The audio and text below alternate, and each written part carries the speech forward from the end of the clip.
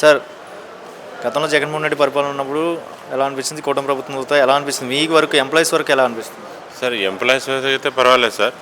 మాకు మాకు ఇప్పుడు ఆ, ముందు గత ప్రభుత్వంలో జిల్లాలు డివైడ్ చేసినప్పుడు ఎంప్లాయీస్ని ఈ జిల్లా వాళ్ళని ఆ జిల్లాకి, ఆ జిల్లా వాళ్ళు ఈ జిల్లాకి చేసినారు. జగన్ గారి ప్రభుత్వం ఉన్నప్పుడు డిస్ట్రిక్ట్ డివైడ్ అయ్యింది. బైఫర్కేషన్ జరిగింది. ఓకే.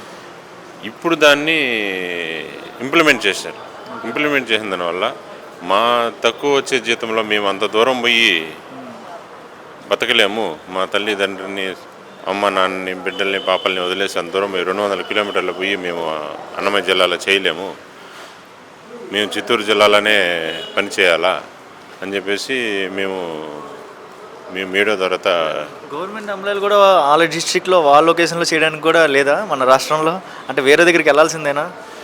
అట్లనే కాదు సార్. మా జిల్లాలో మా ఒకవేళ కానిస్టేబుల్, ఏఎస్ఎల్, సిఏలు అయితే వాళ్ళు వెళ్తారు, చేయగలుగుతారు. మేము హోంగార్డ్స్ సార్.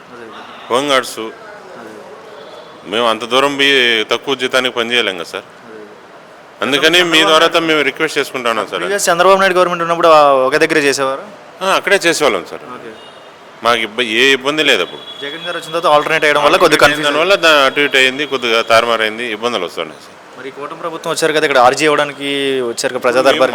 మేము అర్జీ ఎందుకు ఇవ్వడానికి వచ్చామంటే మా జిల్లాలో మేమే పని చేసుకుంటాము, దగ్గరగా ఏదంటే మా కుటుంబాలను మేము పోషించుకుంటాము, అంత తప్ప మాకు వేరే ఇదేం లేదు. మేము 5 సంవత్సరాలు ఇదే కనెక్షన్ జరిగిందా మీకు? 5 సంవత్సరాలు ఇలాంటి ఇబ్బందులు ఇట్లే బాధలు పడుతున్నాం సార్. అక్కడ వాళ్ళు ఇక్కడ వాళ్ళు అక్కడ మారుస్తున్నారు, కానీ మేము అడ్జస్ట్ చేసుకుని వెళ్తా ఉన్నాము. కానీ ఇప్పుడు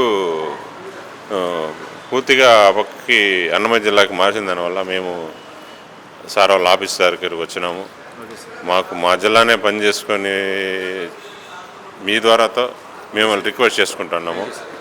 అందువల్ల మిమ్మల్ని దయచేసి దీన్ని ఇట్లా కోఆపరేట్ చేస్తే మా జిల్లాలో మేము పని చేసుకుంటాం సార్. Okay sir. మీకైతే ఈ మా చిత్తూరు జిల్లా హోంగార్డ్స్ తరఫున నేను మాట్లాడుతున్నాను సార్.